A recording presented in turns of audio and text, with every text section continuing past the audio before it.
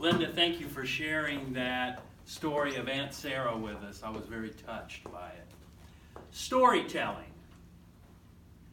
What a powerful thing storytelling is. You can draw a person in to share your emotions.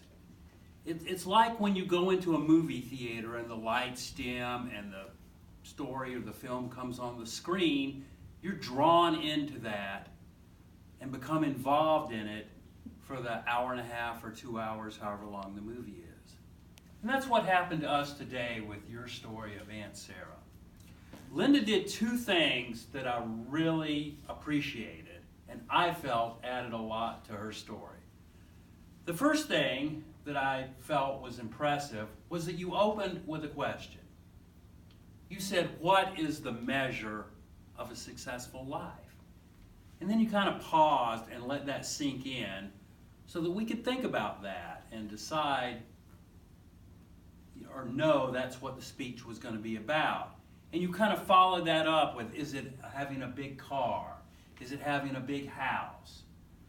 So I liked that. It told me what the speech was going to be about. It drew me in and it made me interested in hearing. And then you said, the answer lies in the life of my Aunt Sarah. So I wanted to hear exactly what this story about Aunt Sarah was going to be.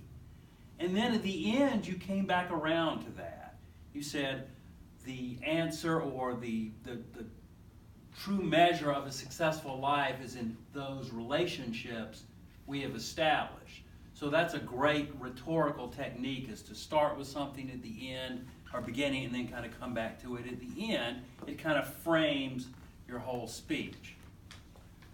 The second thing I really was impressed with is that you built your speech around very concrete examples. Instead of just saying, oh, she was very adventurous, she was very tough, you told us by telling us she was a bootlegger. You told us by saying she went and got her license and got a car and drove cross country. You told us by saying that her and her best friend threw a party, that the guys would cross to the other side of the street when they saw her coming because they didn't want to run into her. So those were the characterizations that really told about it. What could you have done to maybe improve a little bit? Because we can always all improve.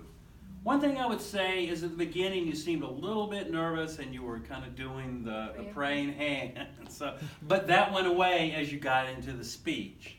The other thing is I would like to see a little more vocal variety. For a while there you were talking kind of quiet and we weren't getting a lot of the highs and lows. Later on in the speech, you got up and you were much more enthused about it. So work on those two areas. Overall, you gave us great concrete examples and you shared a wonderful story that touched me about your Aunt Sarah. Mr. General Evaluator.